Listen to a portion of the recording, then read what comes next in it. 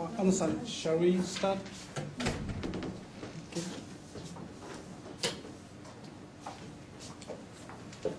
Okay. 今日はスペインの、前に、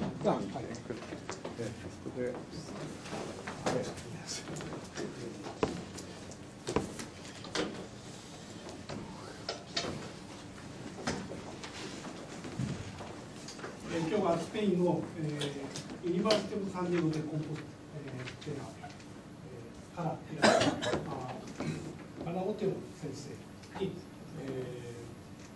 プレゼンテーションをしていただいて、それに皆さんで、英語で質問してもらいましょうという授業です。質問の仕方や何かわからないことだったら、これはどういったらいいんでしょうかというようなことを先生に聞いてみます。出欠の表を回しましたけど、このリストにない人もぜひ名前を書いてくださいですが、なかったっけ？このリストないよね。名前書いておいてください。This is the attendance list. So, let's start. Please. Maybe I should say something. So, let me introduce Professor Ana Otero. So, she's an associate professor in the University of Santiago. She's working in the Department of Microbiology. And her specific area is microbiology and marine biology and aquaculture. And she received PhD in the University of Santiago de Compostela in the Department of Microbiology. That was 1994. And then she visited Japan twice. First visit was for a short time, 2 months. That was 1994. She visited us in the National Institute for Basic Biology that is located in Okazaki, Aichi Prefecture.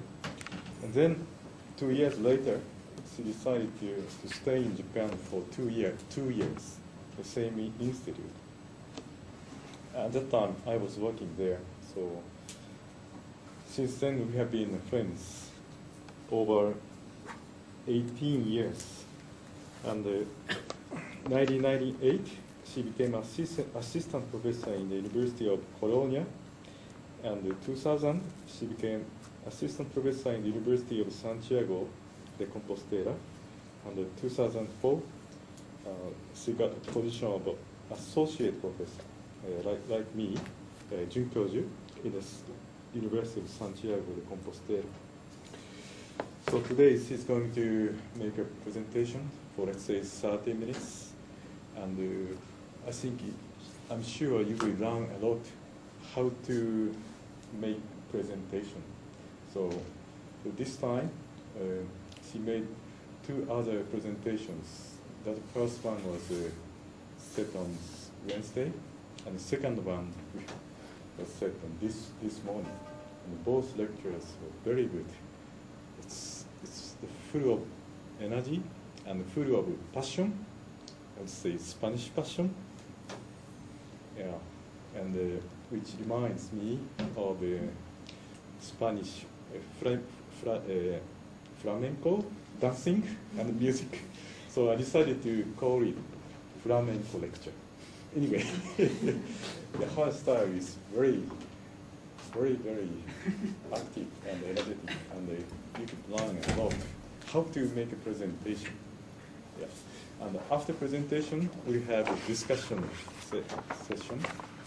So each student should ask at least one question. Okay?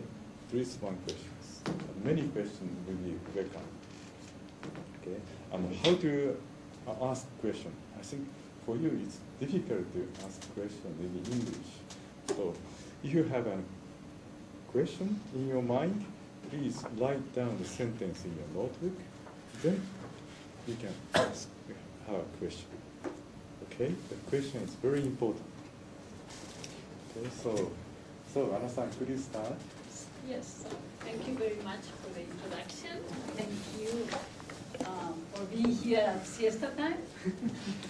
So in this seminar, the objective is I'm going to give you some information, scientific information on this subject.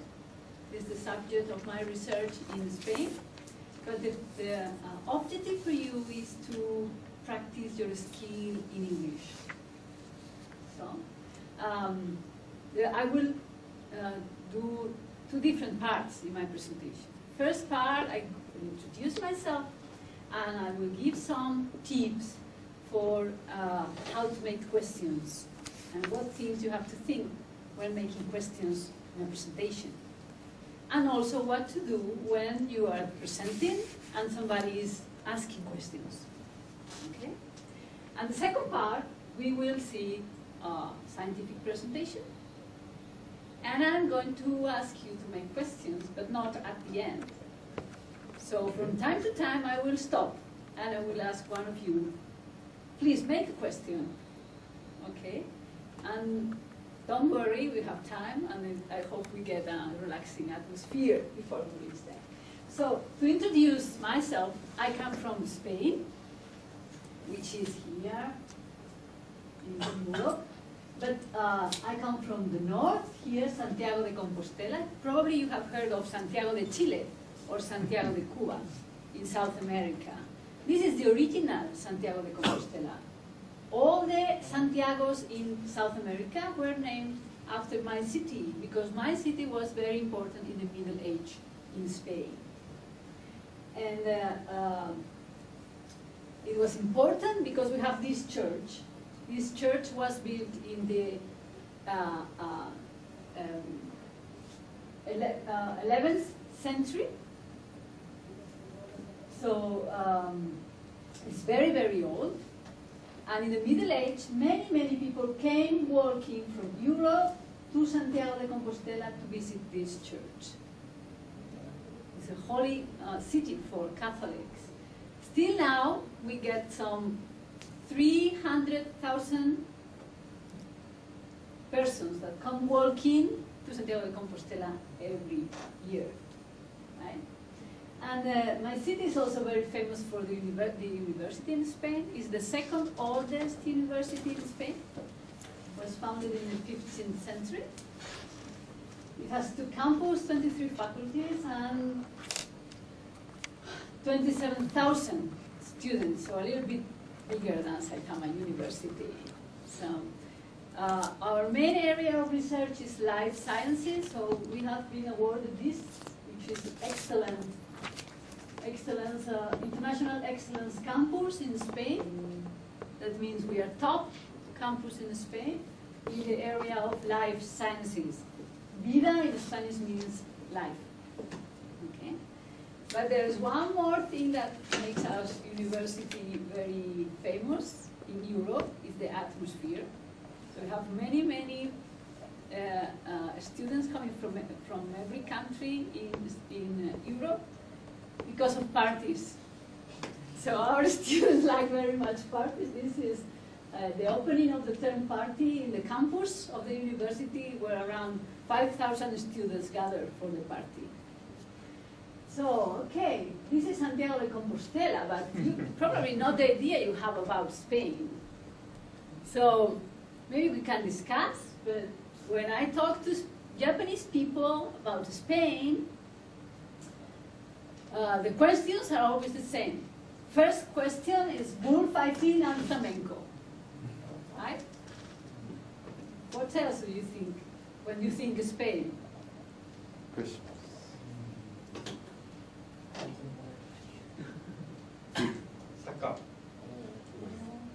Soccer. We have soccer. Yes, it's true, soccer. That's right. And something else? Yeah, that's it. Yeah, you say something somewhere else. Maybe this?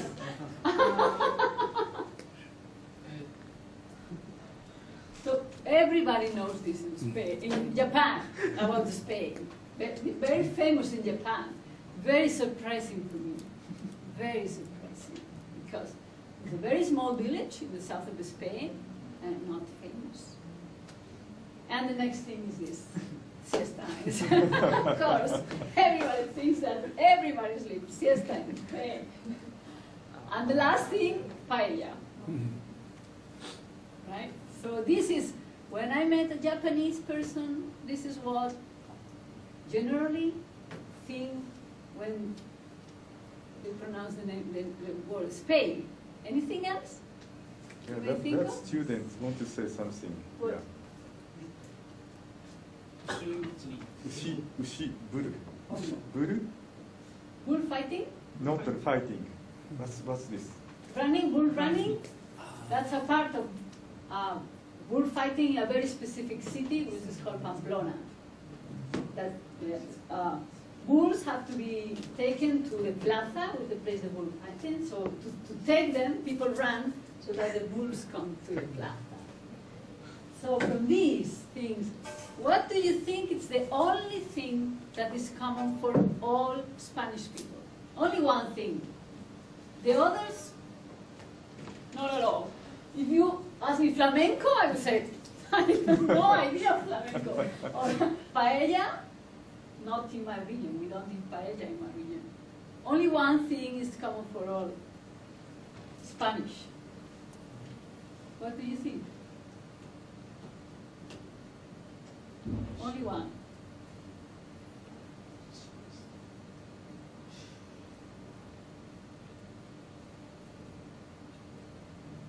Professors maybe can give an idea.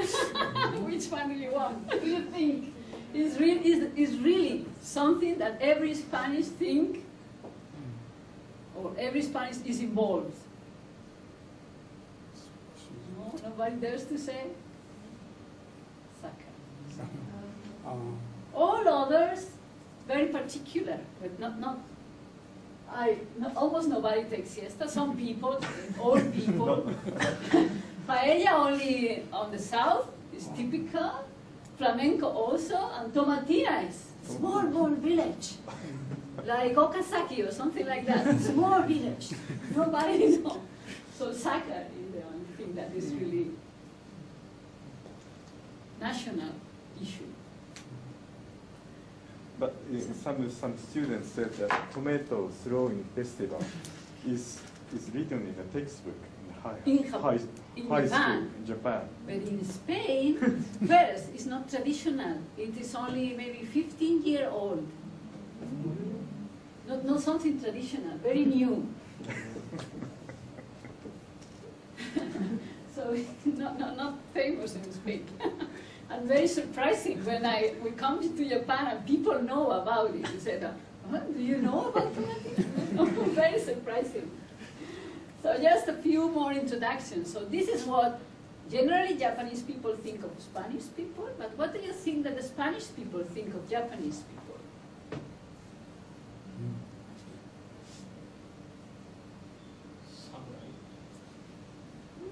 But samurai, yes, all time, but nowadays, if you think sushi. Sushi. Spanish people think Japanese eat sushi every day. Every day sushi. Breakfast and lunch and dinner. All the time sushi. Something else?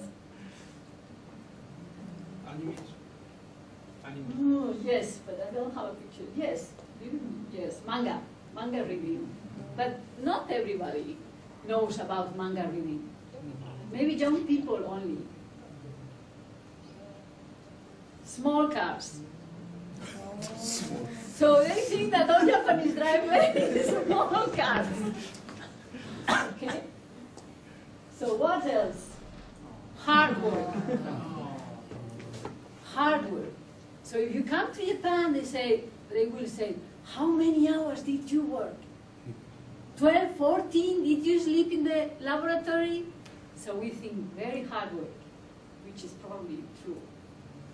And last thing, they will ask in Spain, you cannot imagine, I'm sure.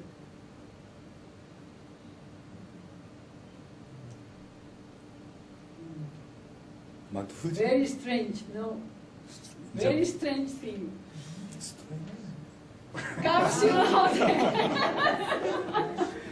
So they will ask you, have you been in Japan? Have you sleep in a capsule hotel? So that is very famous in Spain. So yes, that is to make an example of how different cultures approach each other and how strange things are transmitted that do not really show how the culture looks like. So in my region, things are very different from the idea that you have it from Spain. So the landscape is very green. We don't eat paella, but we eat a lot of seafood. We are very famous for the seafood, and what you have here is cultivation facilities for mussel. Okay? And music, traditional music is like Irish music with the bagpipe, Scottish and Irish music. So, just to introduce myself regarding the science, I took my PhD in Santiago, and I was working on marine algae biotechnology, production of large amounts of algae for biotechnological purposes. And because of that, and because I was interested in lipid biosynthesis, I came to Japan many years ago, as Mr. Nishiyama sensei explained.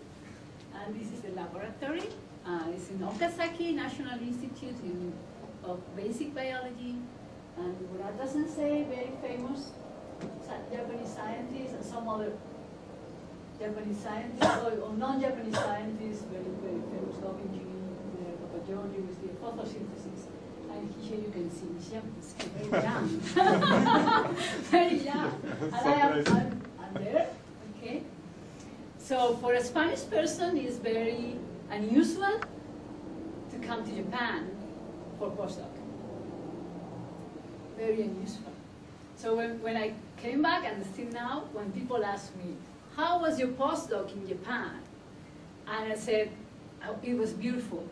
Japan is a very nice place, and you should visit. People are so kind. And I learned a lot. And when they asked me, oh, okay, but how was the work there? How was your work, your scientific work? And I have to explain. The closest image I can think of is this one. So very hard, very hard. Because it was a top laboratory with a lot of competition and stress. But it's also a very good opportunity to learn and to train yourself. So if you have to choose a laboratory, please consider not to take easy things. Difficult and good and high laboratories are hard. You will have a hard time there. But it's the best way to learn also. So it's an important decision, and don't take the easy way, please. So that was my presentation, and we're going to talk about presentation a little bit, but in Spain, when we start a course, the teacher introduces, but then the students introduce. So I will ask you to introduce yourself. 2 sentences, okay? Your name.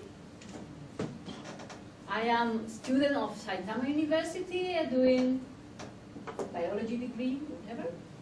And just 1 sentence with your main research interest. So I'm interested in plant science. I am interested in cancer. I am interested in weather report. I don't know, whatever. So please, can you introduce yourself? Just 2 sentences. My name is Kazuya Hagiwara.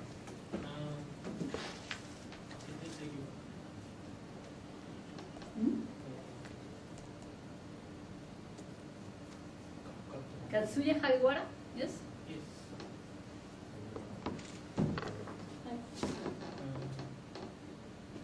I am a student of埼玉University, Yes.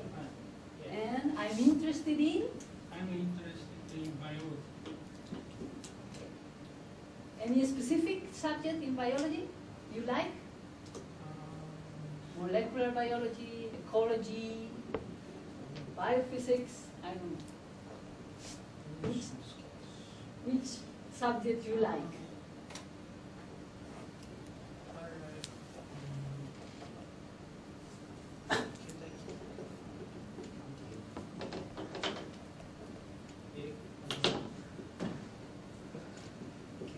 That's morphology. Morphology. Morphology. So please. My name is Shota Takemi. I'm interested in nervous system and nervous system endocrinology. Okay. My name is Yu Hagiwara. I'm interested in biomimicry. Biomimicry? Yes. Oh. すごいですね。Can you repeat your name? Your name again? Yu Hagiwara.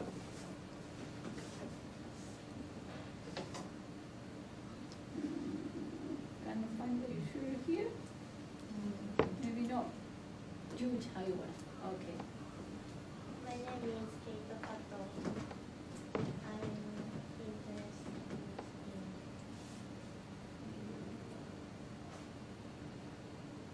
life of the countryside. So you are not a biologist. You are. What is? Are you a biologist? Are you a biologist? Are you a student of the biology faculty? No. Faculty. Biology faculty. I am in faculty of biology. And you are interested in country? You said country? Country, but she said country like this. So maybe plants? Plant ecology or something?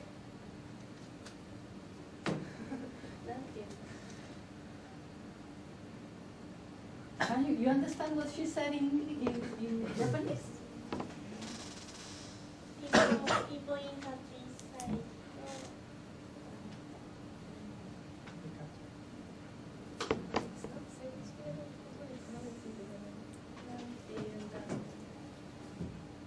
Produce.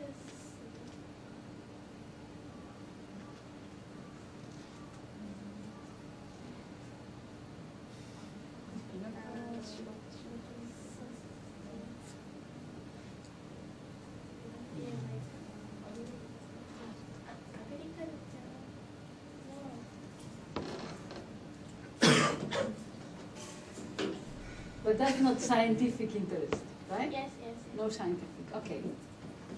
My name is Ikeda Takumi. I'm interested in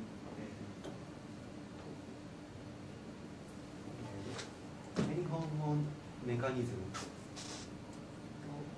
and work. Okay, so?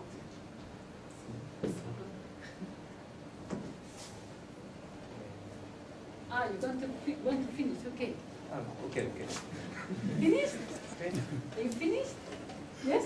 Yes. But if you want to say something else, please say. No, I have not finished, so please. Something else to say?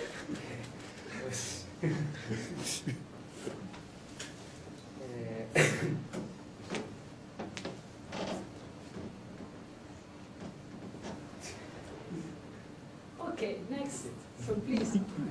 My name is Tadamasa Okajima. Hi. I'm interested in education at school.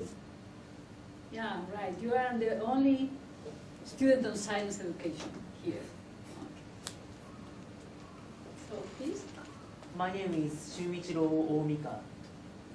My main major is physics. My knowledge of biology is a little.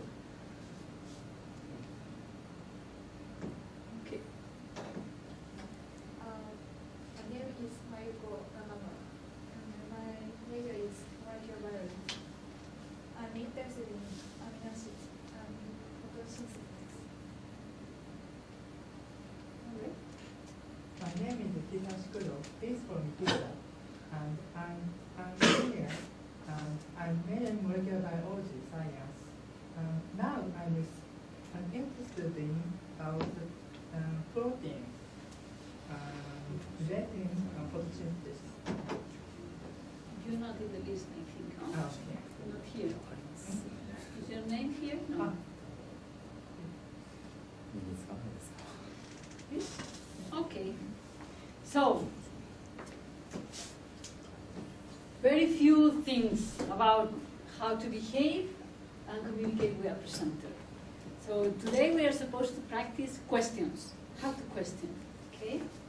And there are 3 reasons that I want to explain why you should not be afraid of asking questions to a presenter.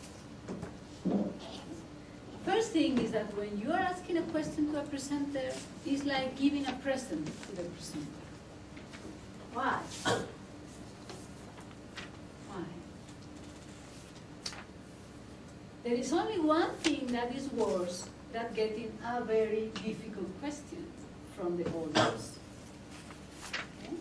And that thing is no question.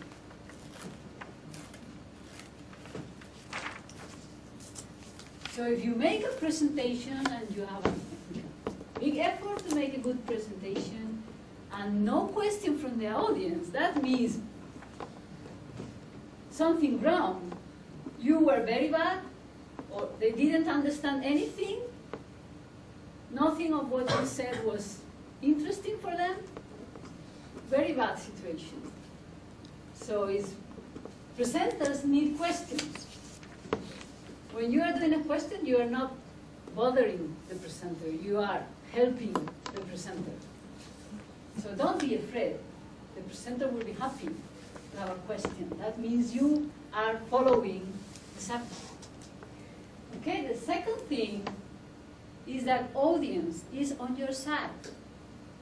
When you are making a presentation, there are 2 sides.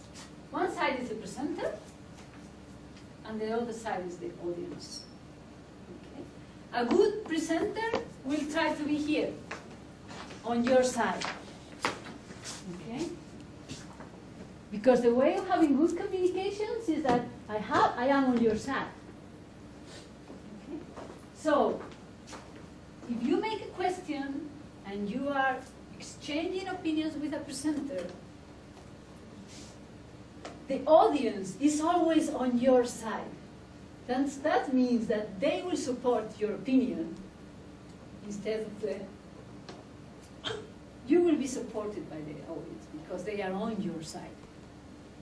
If you have a doubt of if there's something that you did not understand, there is a high possibility that large portion of the audience did not get the same thing and has the same question. So don't be afraid. More people will have the same question as you do. Okay? And the third point, which is common for Japanese and Spanish, is the language. So most of the time, we are not afraid of making a question because we think that the question is stupid. We're just afraid that our English language is not good enough. Right? So please remember that perfection is not essential for communication. So even if the language is not perfect, it's better to say than to start say. Keywords will be understood even if the grammar is not perfect. And if you don't practice, you will not improve. Okay? So communication is effective even if you just have a few words. You don't need a perfect English sentence to make a question. Right? So, things that may help you to start with a question. First of all, start saying your name and where do you come from. So that's the way first I say that, now I come to the question. It's good to start saying my name is, and I come from, right? Another way to get lost, make a little bit of relaxation before going to the question is congratulate the presenter. Very simple sentences, something like, I enjoyed very much your presentation, or the data you presented are very interesting, but, and then goes the question. Something important, very important. If you're nervous, you just may tell. And people will feel good empathy for you. So you can say, I am very sorry, I'm not very used to make questions in English, but still, I would like to ask. So if you're nervous, a very good way of feeling better is express it. I'm not used to it. My English is not so good, but still I would like to ask. That will generate a lot of empathy from the audience, because everybody is feeling the same as you do, and will be more patient if it takes a little bit more time to construct your question. And also, you will generate empathy when the speaker that said, oh, what a large effort. He does not speak English very well, but still he wants to make a question. Right? So 3 small tips for start making questions. Okay? Now, when you are the presenter, I am presenting, people making questions. First thing that you have to keep in mind, be kind. Okay? That's very simple for Japanese, because Japanese people are always very kind. But it's something you have to keep in mind. No matter how,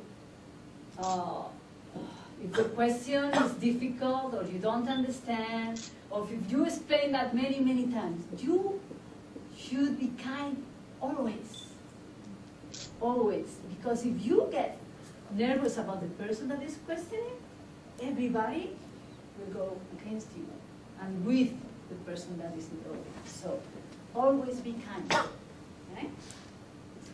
And then, things to remember, important. If you make a presentation, and there is something you are afraid, because I'm not so sure about this data, and this conclusion, we still have to make some experiment to be sure. Do not wait until they ask you. You anticipate the question. So you're showing result, or you're showing some explanation, and there is one part that is not so clear, say it before they ask you. Say, we are not so sure about this. Maybe you have to repeat the experiment. It's better that you say it than people ask. Or then if people ask, communication will be much easier. Yeah. Second thing, repeat the question always. So if you make me a question, I should repeat again. So do you mean why I should repeat the question? 2 main things, or 3 main things. First, I want to be sure that I understood your question correctly. Second, you have to be sure that everybody in the room could hear the question correctly. And third, if you are a very clever person and the question is difficult, you can change a little bit the question while you repeat it.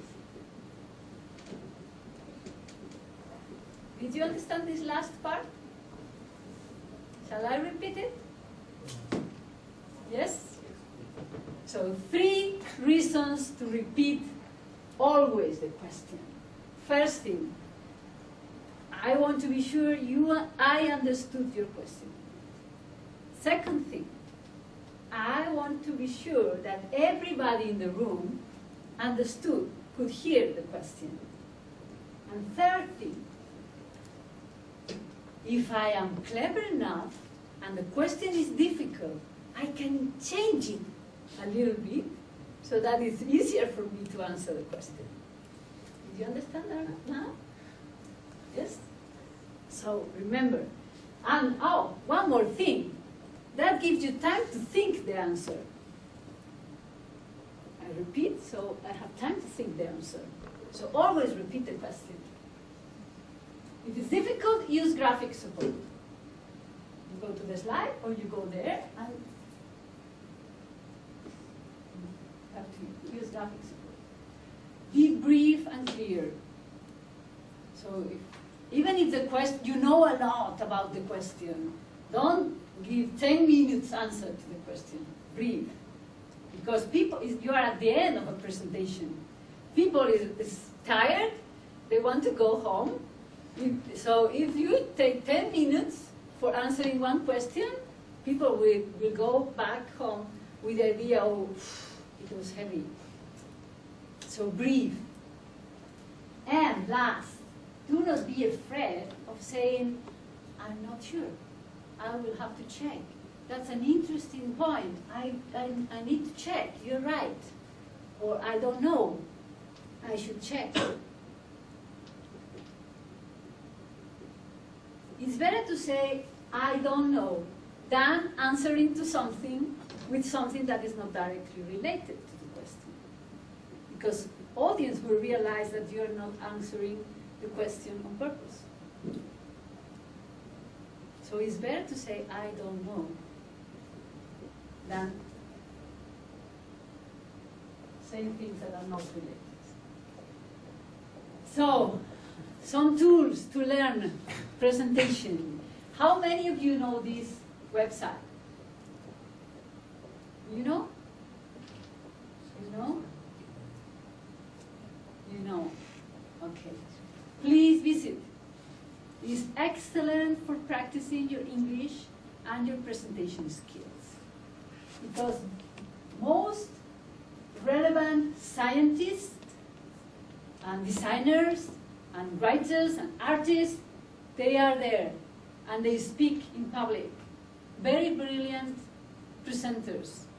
And many of all of them are in English, they're very short. And all of them are subtitled. Many of them are subtitled in Japanese. So it's very good to practice your English. So please use that tool, it's very powerful. There are other websites that you can visit to practice your presentation skills. One is Distinctive Voice. This is a section of YouTube. And IB seminars, which are lectures from American professors, but these are not subtitled in Japanese.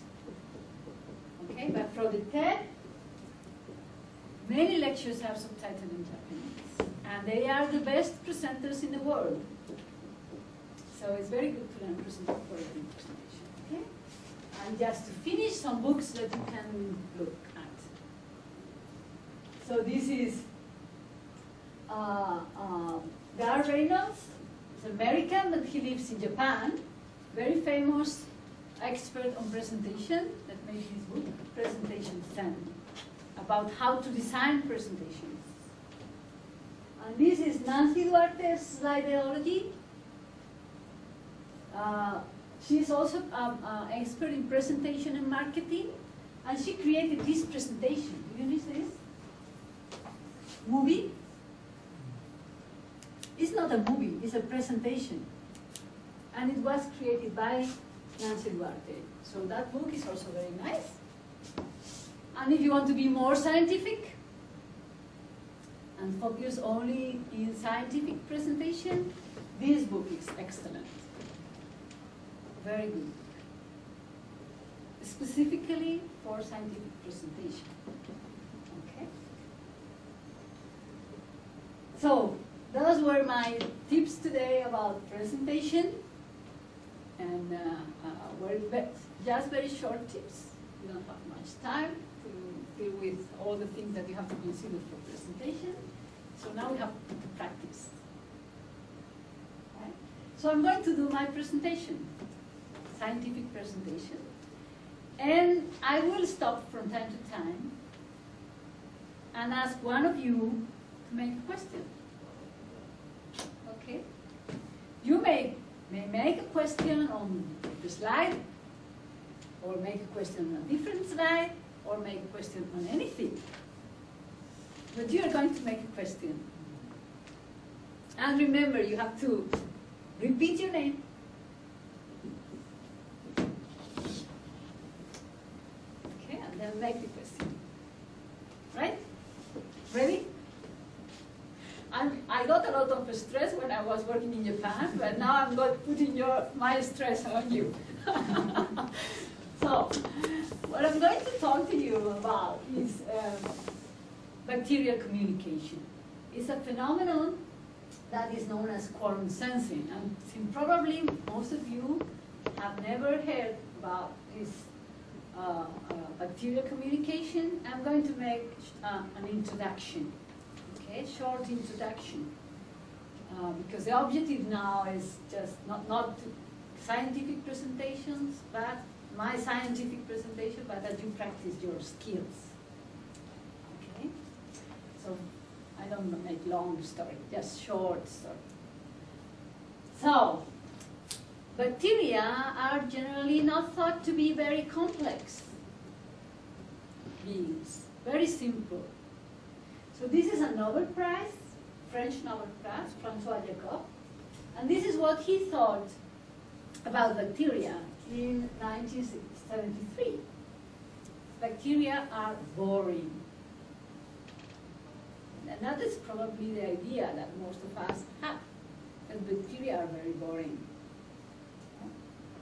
But it's not true. And by that time, we already know that some bacteria made some very fascinating things. These bacteria have been studied in 1960s and 1970s. They're called Vibrio, and some of them produce light. And why to produce light? That's because many of them live inside animals in a process that is called symbiosis. Do you know symbiosis? Don't have to. Symbiosis?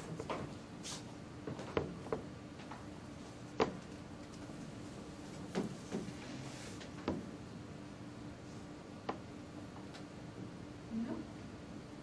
I'm not sure if that's the correct spelling in English. Do you know? English. In English, S-Y, I think. First one. Yeah. Not sure.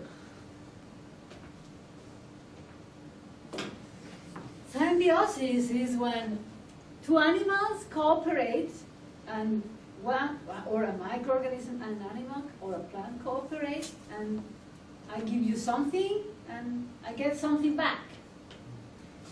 So these bacteria live inside this squid here. Yes.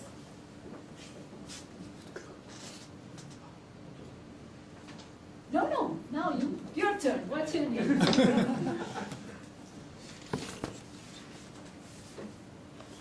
Hagiwara? Yes. Hagiwara. So please, Hagiwara-san.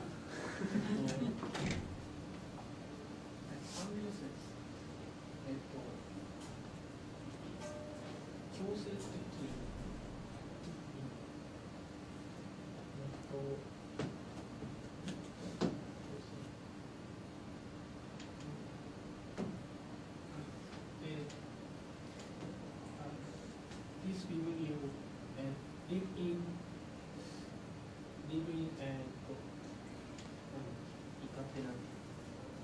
Inside? inside of that animal. Yes. Okay. So this animal and some other animals. So I will show you a video on how they are symbiotic.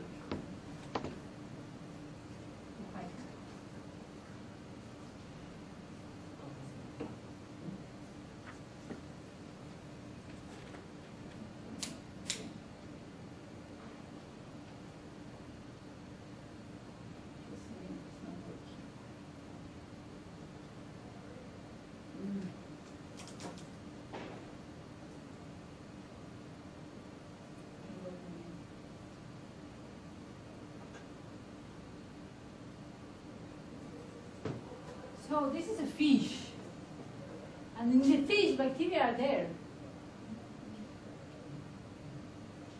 So turn on the light. The bacteria are producing light for the fish. Okay? That is because the fish wants to attract female.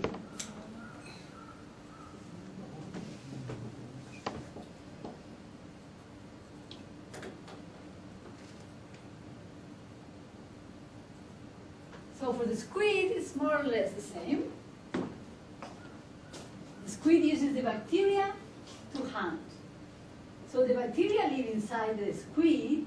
The squid feed the bacteria, give nutrients to the bacteria, and the bacteria in change produce light for the squid.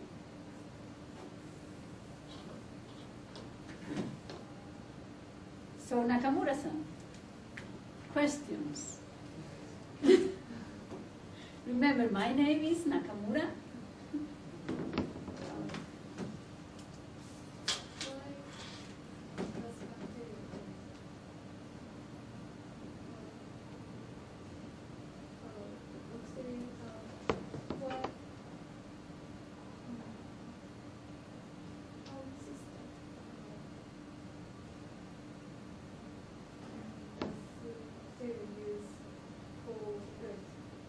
Right, that's a very interesting question.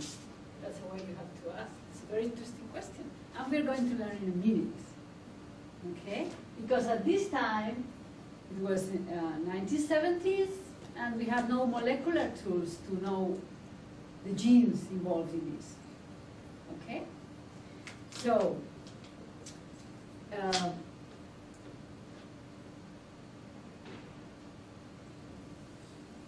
they only knew the enzyme, not the gene. Okay? The enzyme is called luciferase. Right? And it's an oxidase. So it takes two reduced substrates and oxidizes oxygen and release energy in the form of light. The reaction requires a lot of oxygen and a lot of energy in the form of ATP. And you can look in the internet, you may have videos showing the requirement of oxygen of this reaction. It's called a bacterial lantern. So you have a culture of BBU and you shake it like this, it will make light immediately because oxygen goes into the bottom. But if you settle, oxygen will be consumed first here, and then light will disappear, disappear, disappear, disappear, and at the end, only on the surface where oxygen is present, they will produce light.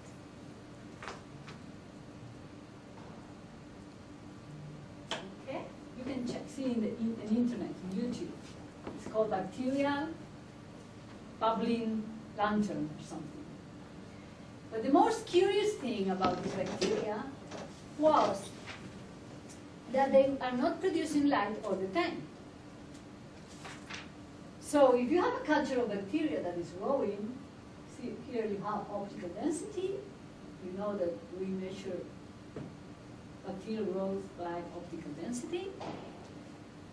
So you're growing, but no light, no luciferase. And all of a sudden, all together, they start producing light. That's a very strange thing. Why?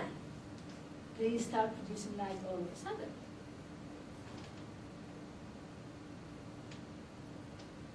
all together.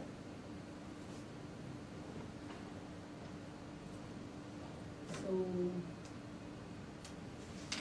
Okajima-san.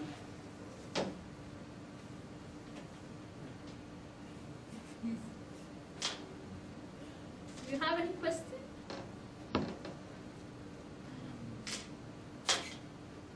No question? If you don't have any question on this, you can ask about anything, about flamenco, about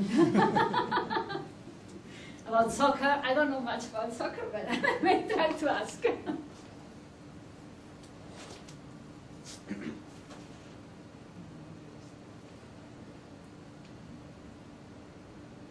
Any idea on how they did this?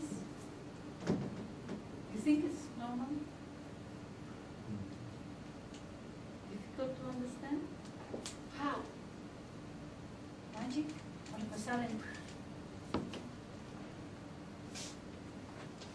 Just the situation, imagine, is like we are all sitting here, and all of a sudden we decide to stand up all together without. What do we need to do that?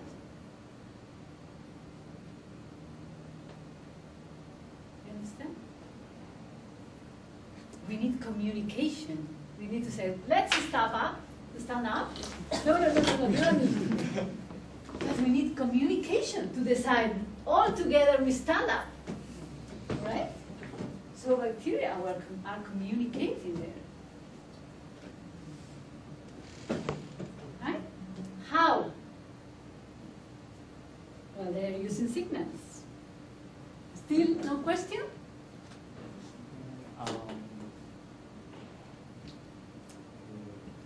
Take your time.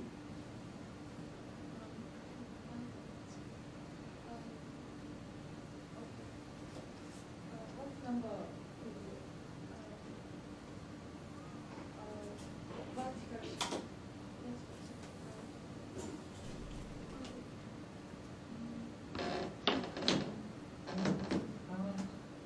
How high?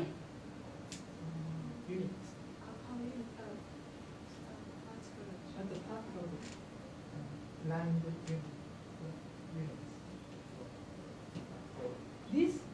Areas. The units. This is optical density. But you're right, but that cannot be optical density like this. Okay, yes, there should be another. This is original figure, huh? So yeah, the optical density, you cannot have 100 or 10 optical density. Maybe I didn't understand your question. What was your question? Again, please. My fault, I did not catch.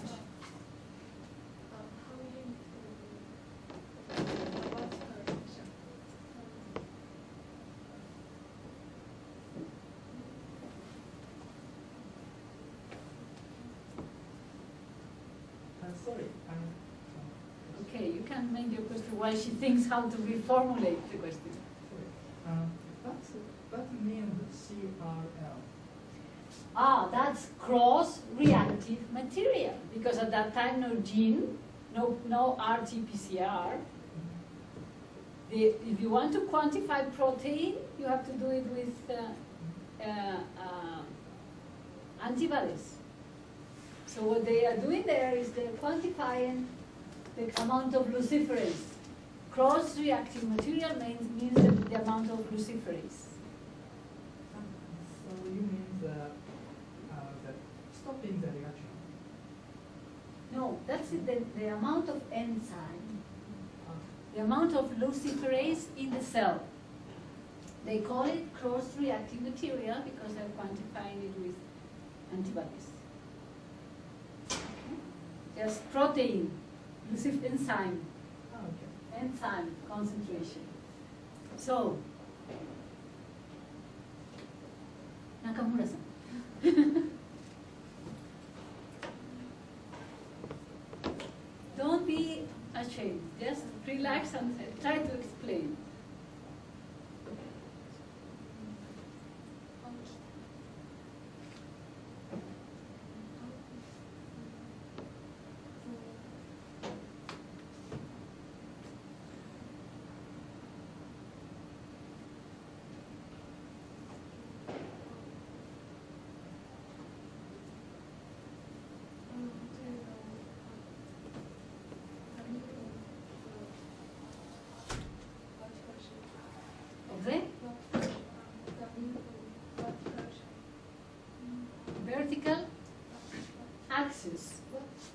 the meaning of vertical axis?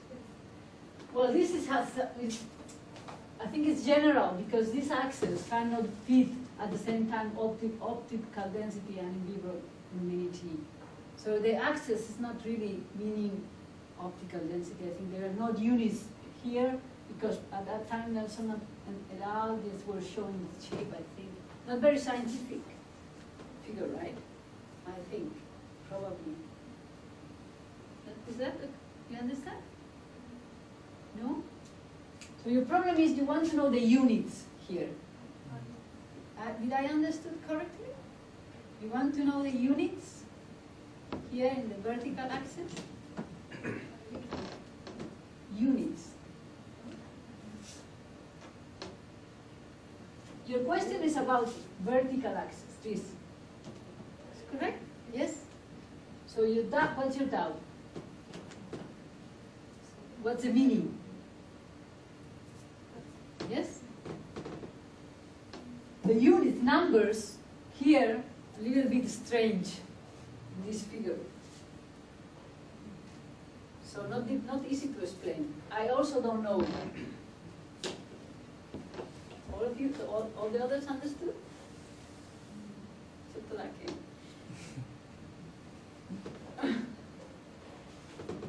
Okay. We'll skip it. It's not so important. So, what you have to do when this happens and you are presenting? She is asking, I don't fully understand. She gets tired of trying to explain. I get tired of trying to explain what to do. Because everybody is waiting. So what do we have to do?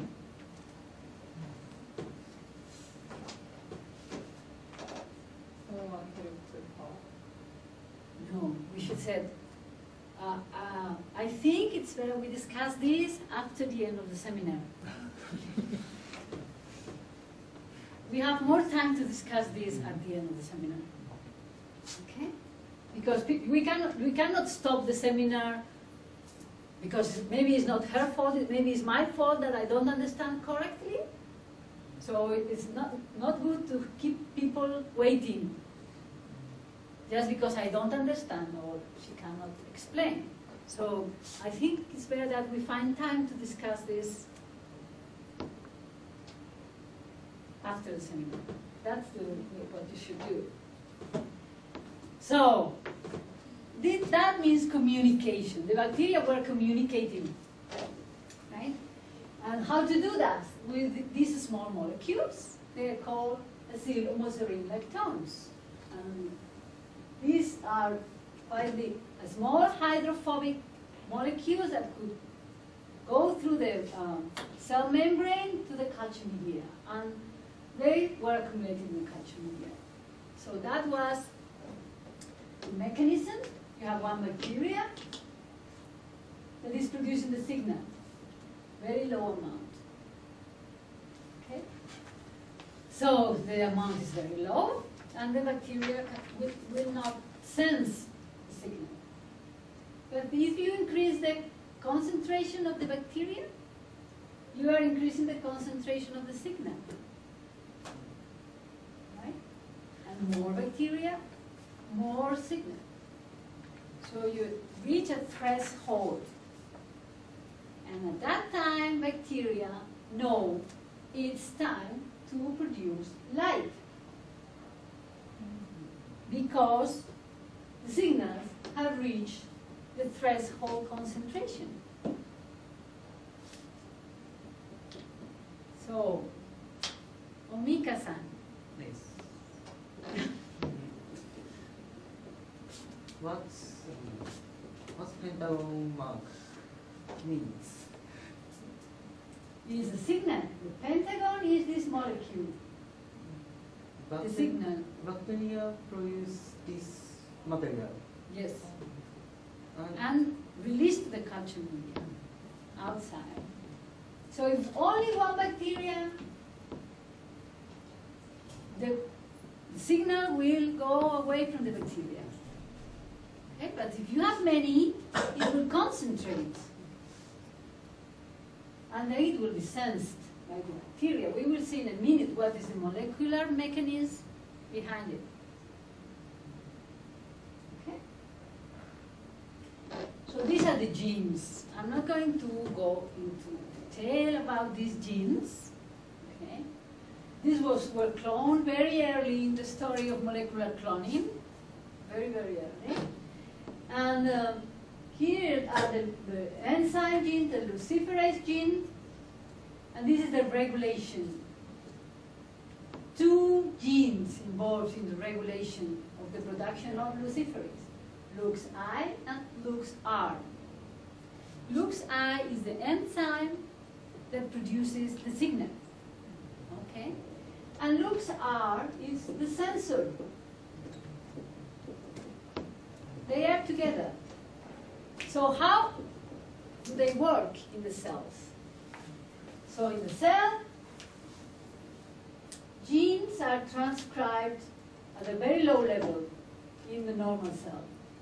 Produce LuxI, which synthesizes the signal that is released to the culture media. Okay? Sensor is also produced. It's a cytoplasmatic sensor. It's a transcription regulator. Okay?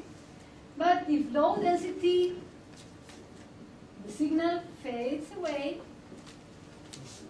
right, and disappears.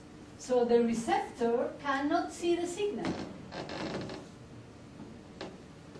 Okay? Now, high cell density. If culture is growing, or inside the squid, the bacteria are accumulating, then many cells, yellow, okay? Cells are very close in the culture. And a lot of signals are accumulating outside. So the receptor can join the signal. And it suffers a conformation. I exhausted over mind. I was speaking English. The molecule suffers changes, and then it will bind a specific promoter, a specific sequence upstream. The LuxI gene is called LuxVox. So then the gene is the genes are expressed. So you produce luciferase and light. And at the same time, you produce more signal and more receptor. So it's self-induction, auto-induction. Okay? So, Udo-san. How the signal is pass in the cell? Membrane. The signal is very small, and this part of the signal is a fatty acid. So it can go through the membrane without transporter. So for this type of signals, you don't need transporter. It will go through the membrane directly. Okay? But there are other signals that require specific transporters, generally ATP transporters, but not this type of signal. Okay? So I see when I talk about transporters and genes and transcription regulation, everybody says hi, hi, hi, hi. So you're familiar with that. Okay. Yes. Of course you can make question even if I don't ask you. And that's I. Yes. That's I. Always make a signal. At low level. Yes. So in Always. yeah. So you have this is transcribed. This part of the operon is transcribed at a very low level when you have low cell density. But when you have high cell density, LuxR will bind the promoter and then increase the transcription of the whole operon. So that means that more LuxI is produced and therefore more signal is produced. So that means out induction, self-induction. Okay? Of course, there are other things that are involved, but that's a long story. So,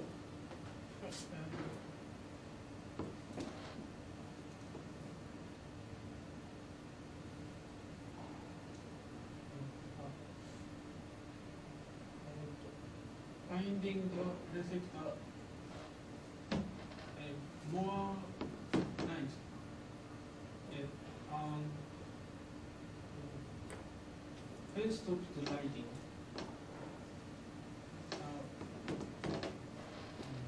Finding the receptor promoter. there is? Yes, and more lights. Yes, because And low, yeah, finish. Please, more finish. lights and when lights smaller. That more and more powerful.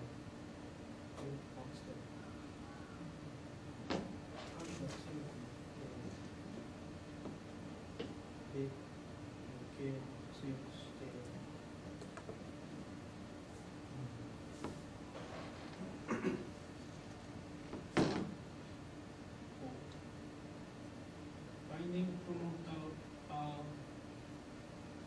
make more signal and make more signal and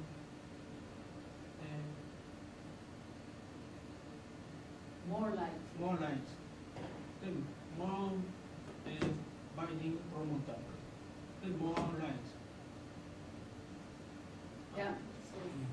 Thank you. Self-induction. So when the signal binds the promoter will bind the Lux box and use the receptor will bind the Lux box and activate the transcription. So when you transcript this, at the same time you are transcribing Luxi and therefore producing more signal, and transcribing the luciferase and therefore producing light. Okay. So that was a very special mechanism that was discovered early in the 80s. Nobody thought that it was important. Almost every microbiologist thought it was very special for these light-producing bacteria that had to save energy when they were inside the squid. But several years later, they discovered that many bacteria use the same mechanism. For example, Erwinia carotovora use antibiotics using the same system, regulation system. Also, a plant pathogen, Agrobacterium tumefaciens, and an important human pathogen, Pseudomonas aeruginosa. They were controlling their genes using Lux-I and Lux-R homologous. Okay? And at that time, they changed the term autoinduction for the term quorum sensor. So do you know what's the meaning of the word quorum?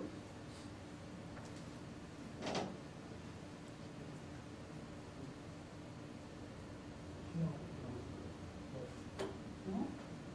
So quorum is a Latin word that means minimal number. Minimal number.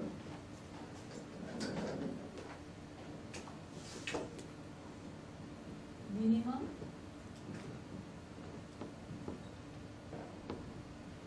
number.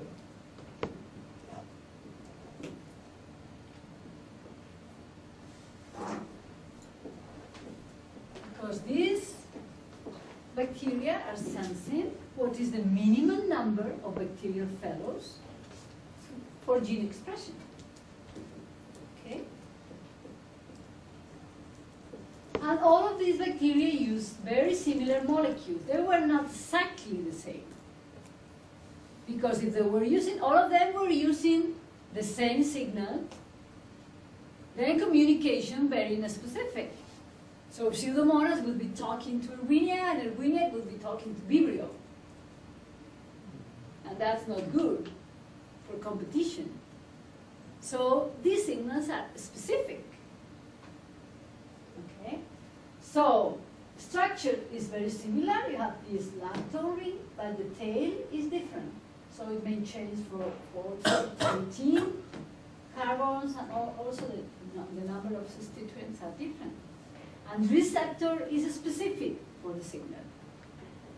Some of them have different 2 or 3 signals that can be recognized, but quite specific. Okay, I'm not going to go in detail, or maybe yes, just a minute. Who is missing? Hagiwara. Can you make a question?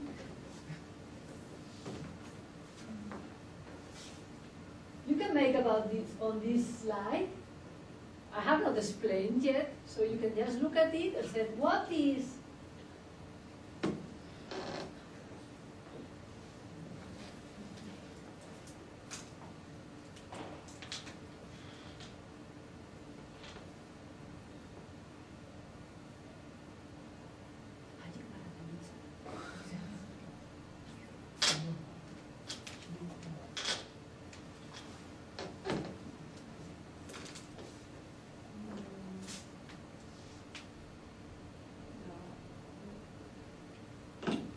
what is in the shovel? what is in the Yes, this. what's the name for this? Shovel. Petri dish? Petri dish. What is in the Petri dish? Well, this is a culture of bacteria that we use to detect the production of signals. This bacteria is a bacteria called, oh, it's not there.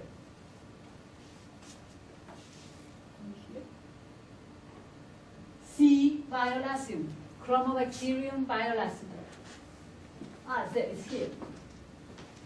Chromobacterium violaceum. Okay? Normal Chromobacterium violaceum produce this purple pigment. It's an extracellular pigment. But to produce it, they use quorum sensing. So they produce signal, and when the signal reaches the threshold, they start producing the pigment. So no signal, no pigment. So these people in Nottingham constructed a mutant that did not produce the signal, and therefore no pigment. But if you put signal, it will produce pigment.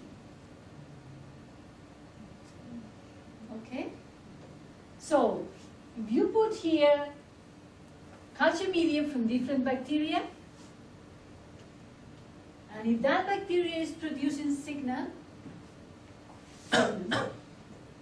no signal, no pigment.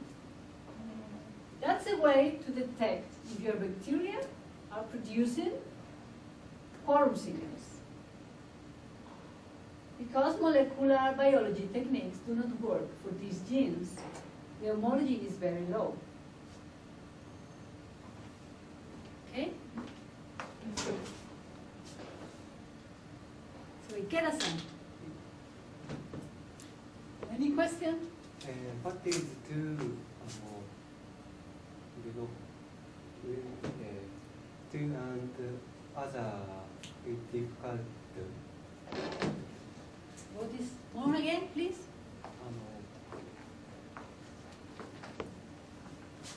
First thing, just so, if I say once again, please, does not mean necessarily that he is not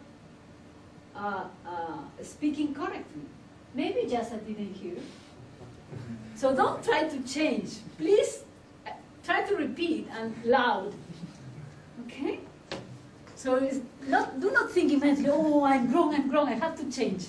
No, maybe I just did it because you speak very, like Spanish people speak, oh, okay? But you speak very loud, so maybe I just didn't hear. So don't be afraid, repeat the same thing, okay? What is to and other の違いっていうか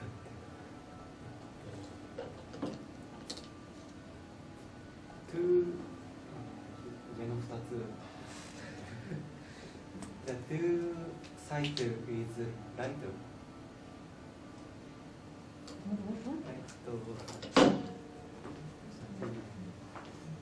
Here? Yes. Here, there is a, we put there, this is a hole. Yes. So you have the petri dish, and we made holes. Okay? And in the hole, you put the culture media of a bacteria. Yes? So in this bacteria, we had HL. So, pigment. Here no, here no, yes, no, yes, no, no. Was that the question? No. So please ask me.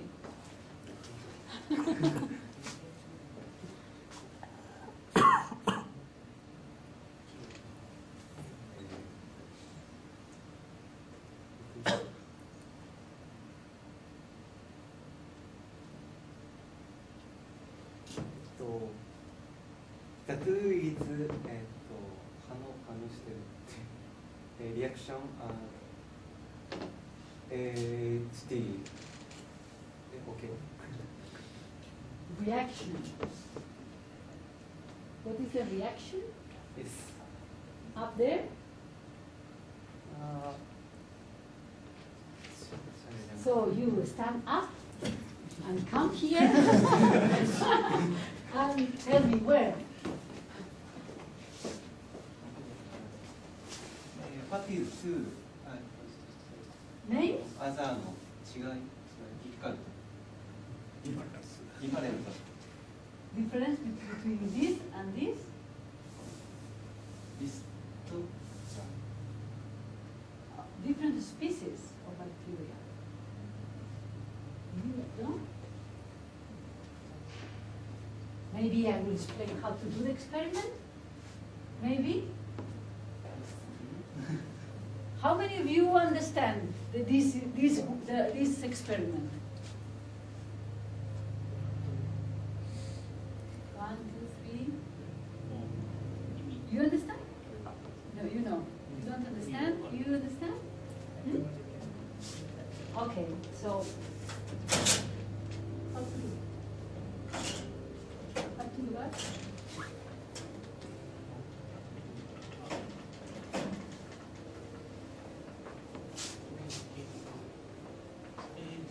So, how to do this experiment, okay? So we have a plate. Okay. And we put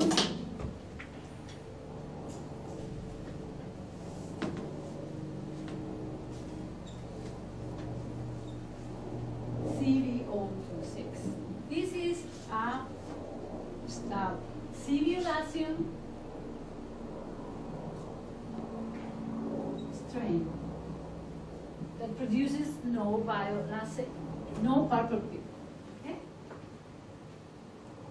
So all this is covered with the bacteria, okay? But no purple pigment, bacteria. You make holes.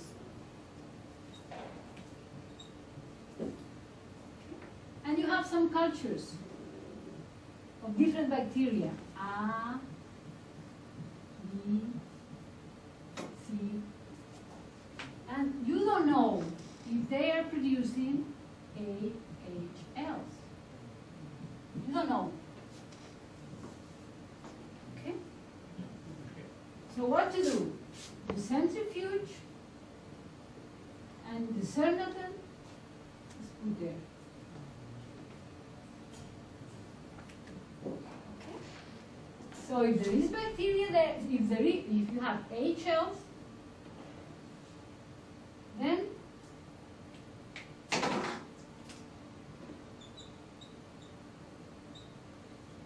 purple pigment. Okay? No H cells, this is bacteria 1, 2, 3, 4. Okay? So bacteria 1, positive, bacteria A, B, C, negative, and 3 may be positive. You understand now? Yes. Okay.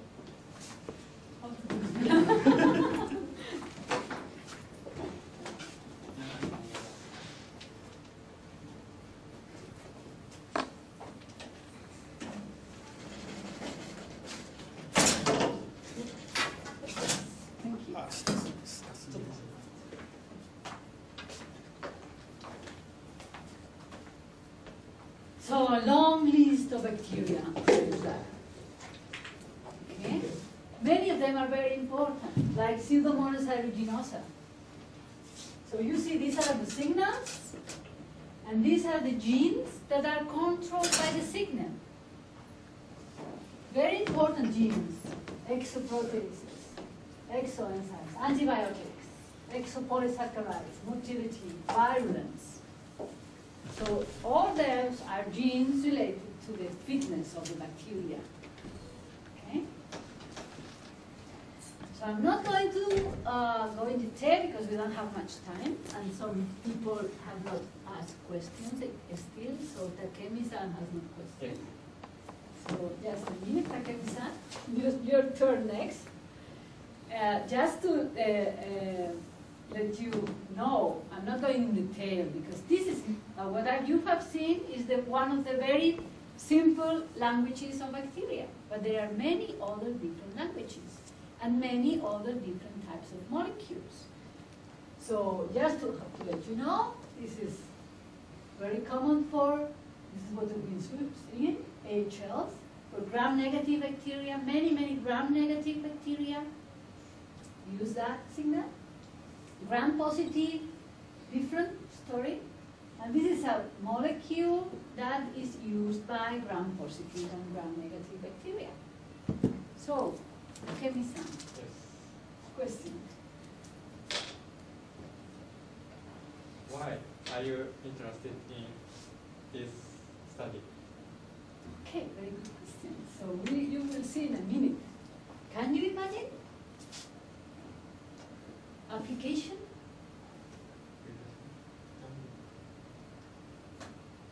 I'm interested in this because there is very important application.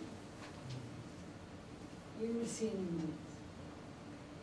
So I'm not going to talk about these other signals, but I will invite you to see the lecture by this lady, which is called Bonnie Butler. It's professor in the Princeton University and is probably one of the most relevant microbiologists in the United States right now. And you can see her presenting in TED.com.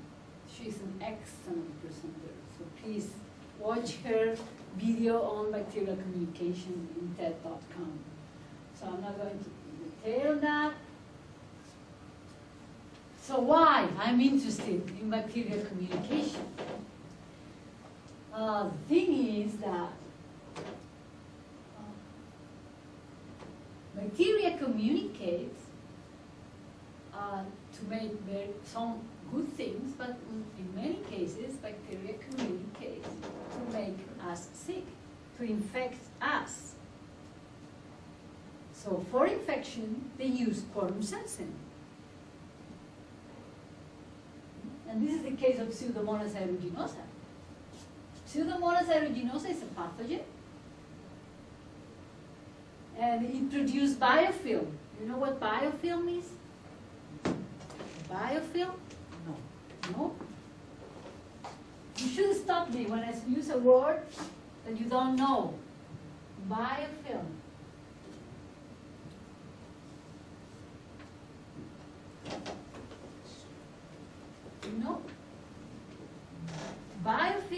the favorite mode of growth of bacteria. Bacteria like to grow attached to something. Okay? So they usually form films. Your dental plaque is a biofilm of bacteria. Very complex. So most bacteria like to use biofilm. And the formation of biofilm is controlled by quorum sensing. Okay? So this is normal growth of Pseudomonas aeruginosa on biofilm. You see they're covering? If you generate a mutant that does not communicate, no quorum sensing, biofilm is defective, you know? So it's much more easy for your immune system to get rid of Pseudomonas aeruginosa if you have no biofilm. You understand now my interest? Yes? So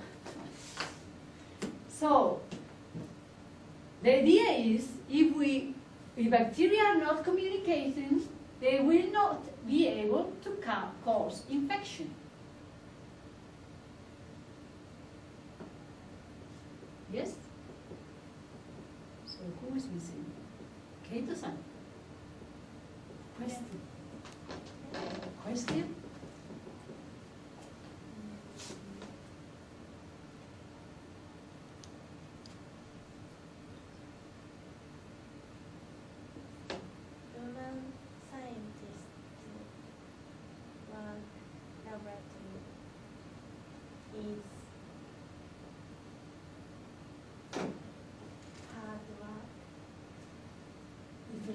Work in the laboratory is hard work.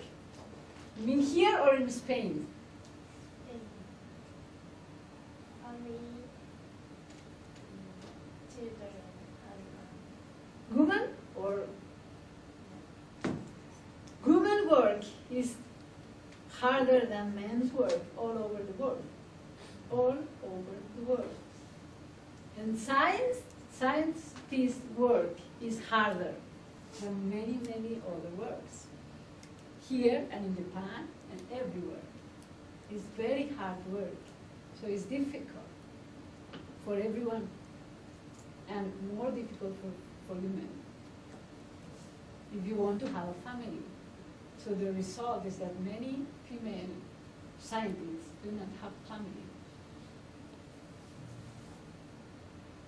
But this is the same Japan, United States, Spain, everywhere, because scientists' work is difficult for everyone.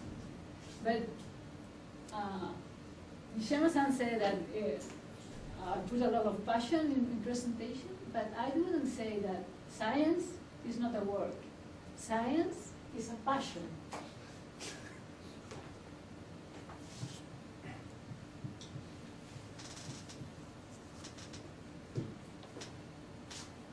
Right?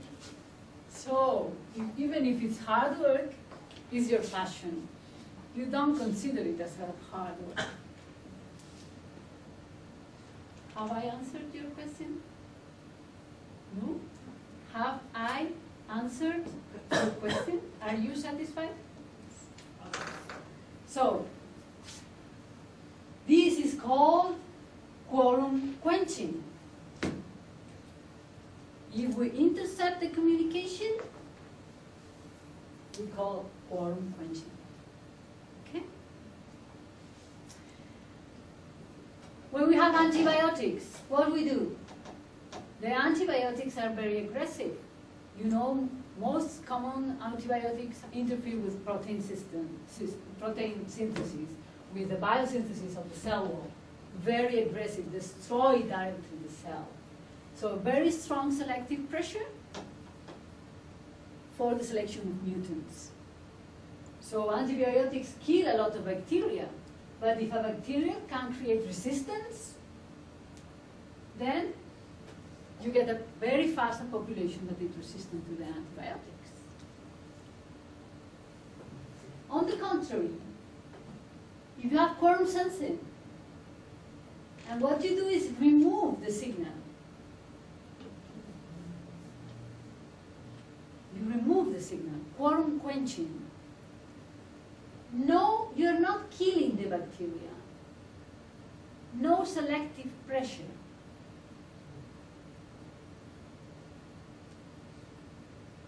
Okay?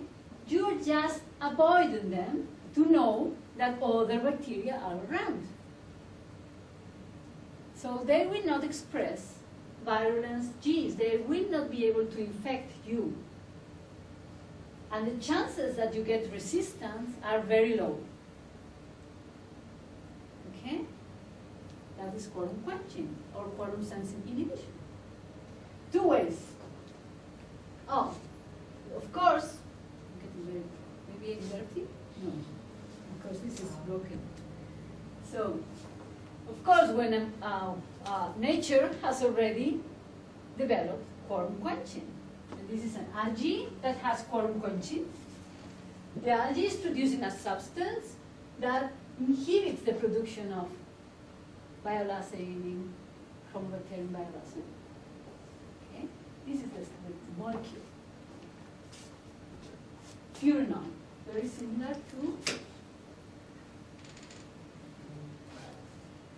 the signal that is inhibiting the receptor. So we have two types of quorum quenching. Inhibition with a molecule that is very similar, and enzymatic degradation. She has to attend next lecture, another lecture. I'm not listening. Okay. So enzymatic degradation. Okay? And we have some evidences that this is working. Okay? For example, we know one enzyme that eliminates the signals. It's a lactonase from bacillus. And these are transgenic plants, tobacco plants and potato plants that are expressing lactonase. It's an enzyme that eliminates the signal. Okay? So you have wild type and different mutants. And this is what you get. This is tobacco infected with a bacteria. Okay? This is wild type. This is transgenic with quorum quenching. Is resistant to the bacteria.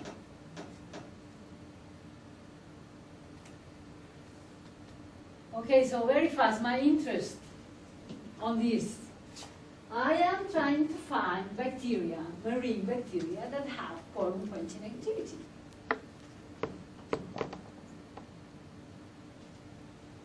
Why is important, marine bacteria? Because a lot of marine fishes die because of quorum sensing. So all these are bacteria that are killing fishes and produce these signals, and these are the regulated functions. Everybody has already made a question? Yes.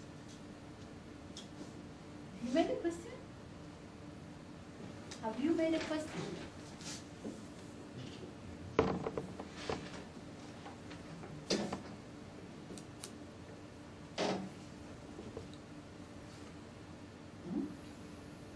Maybe this one. Okay, you have any question?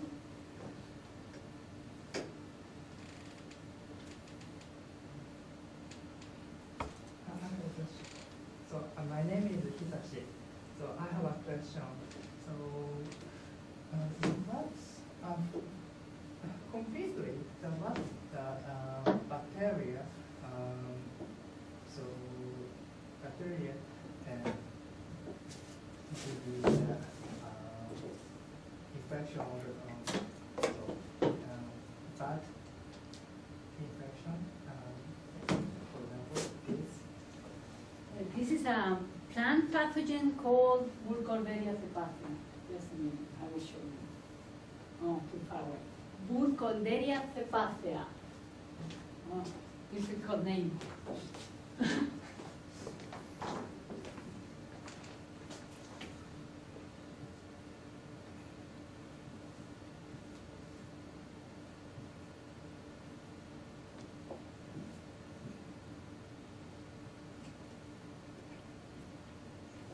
Not so common, but there are many other bacteria that have the same effect. Okay? So this bacteria, how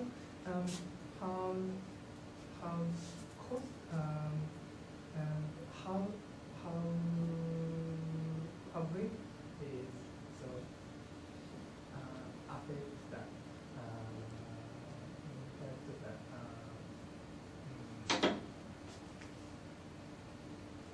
Plants? Yes. Economical importance? Yes. Yes. Okay, let's see. So maybe here and not there. Okay. Burkholderia cepacia is not so important economically, but there's one that is very important, which is Ralstonia solanaceum. Ralstonia solanaceum affects potato plants all over the world. Huge economical impact. That's a plant.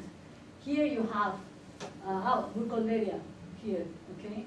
But you have, for example, Brucella. Brucella is an animal pathogen, Enterobacter, animal and human, Erwinia carotovora. You know Erwinia carotovora? Also plant pathogen. When you have carrots in your refrigerator and they get rotten, this is Erwinia carotovora. Okay. Panthoea is also plant pathogen, but Pseudomonas is human. This is human, this is plant, and also animal and animal. Okay. Thank you.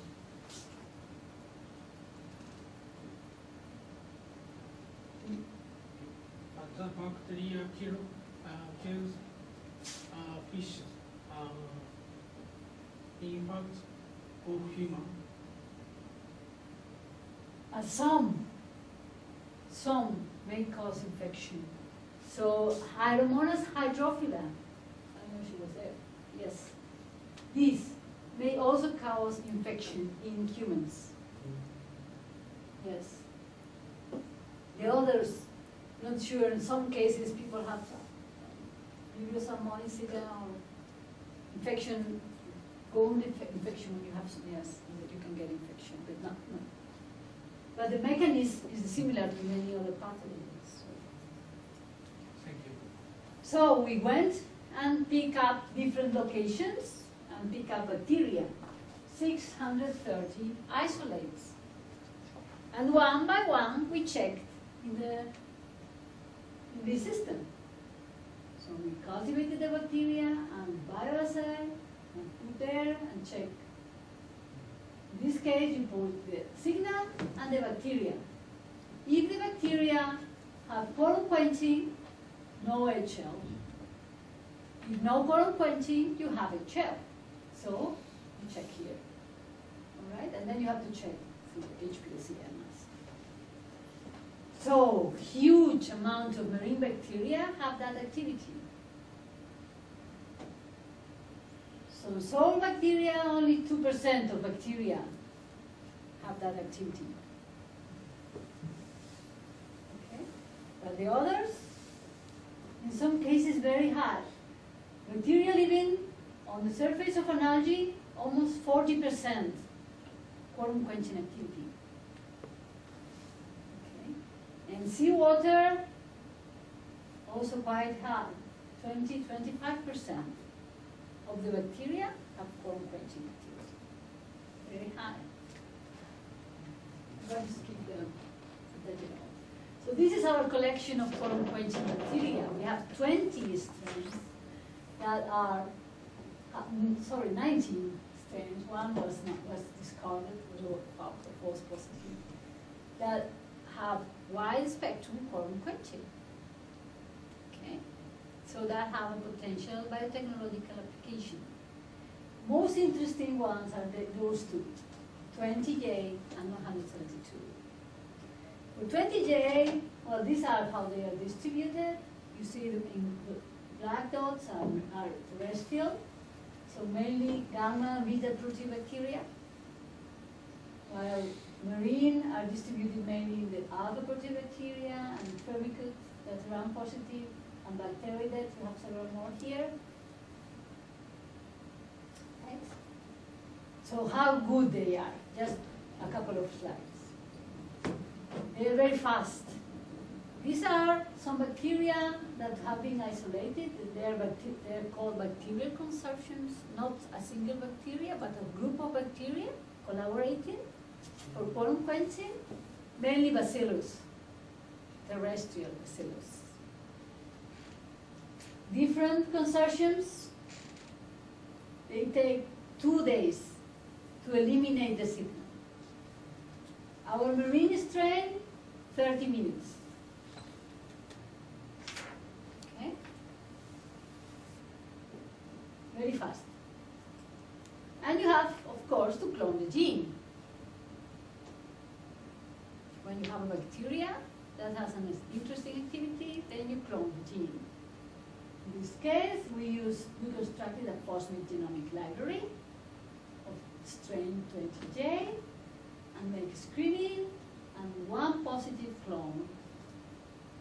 Okay?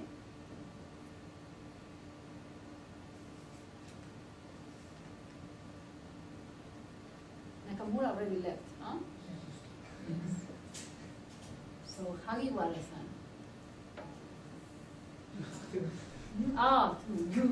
You san, please.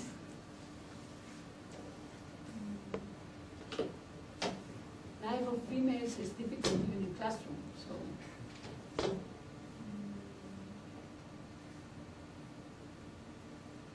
do you know what's a phosphamide? I don't know about the phosphamides. Phosphamides. You don't know? I don't know what. You know, who knows phosphamide? Oh. You can explain, but in English. Plasmid. Yeah? Plasmid in Japan. Plasmid. It's a kind of plasmid that can have a larger insert. So when you do not succeed in cloning using plasmid, sometimes you have to use phosphamide, because maybe you need more than 1 gene for your activity, and phosphamide can harbor up to 40 to 60 kilobases. So you try plasmid. If it doesn't work, then you should try phosphamide. Sometimes it works. So this time, plasmid did not work. Phosphamide worked. Because larger insert. You know the meaning of insert? Yes. Okay. Yeah. So you have the sequence, as a lactonase, you are familiar with this, and very low homology with no lactonases. We are now overexpressing it. And most important thing, you have to prove that it works. Okay? So you have a quorum quenching enzyme or strain, and you have to be able to stop infection. Right? So we did it with these small animals. These are vival models. Oyster, small oysters. Okay? Small oysters are very sensitive to bacteria. Right? So we put our quorum quenching strain in the culture media for these small oysters to see if we could improve survival. So this is control. 40% survival. Antibiotic, chloramphenicol. You reduce bacteria, so higher survival. Quorum quenching, higher survival than antibiotic. Okay? This is just one example. We have more examples, and you can find in the literature more examples that quorum quenching works. So that's it. Just to finish, you should always finish your presentations presenting your collaborators and the members of the team. So these are my collaborators from Nottingham and Spain. He is working on dental plaque and metagenomics and fish pathologists and the people in my group. These are the quorum sensitive, and this is the small oyster tip. So now is your turn for questions, but I would like to read this message here about bacteria. Because I don't know if I have been able to transmit you how incredible bacteria are and the kind of incredible things that they can do. But they have unique activities that make this world go round. Without bacteria, we would not exist. So thank you very much for your attention, and I would like to hear more questions for you anyway.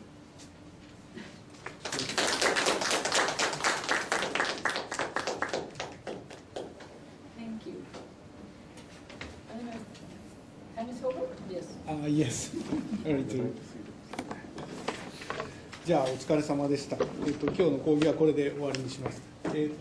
Anaさん、if they have some more questions, can ask you later or email or. Sure.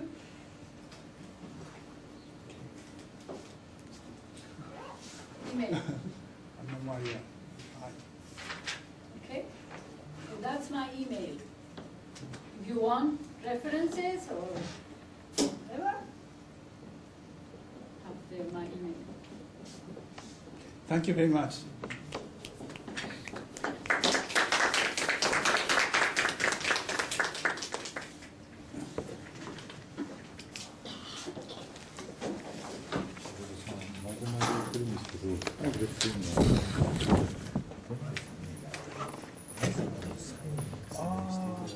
Hi. 習慣なんですよ。はい、じゃあお願いします。はい、いいじゃないでしょうか。私のこともあってもいいんですよね。そこまで頭の中回らなかったんですけど、これはキープさせていただいて、じゃあレポートでも書いて、余計なこと言ってしまいましたね。書いてもいいので、英語で何か感想なりコメントなりを、それでアナさんに送りましょう。わかりますか？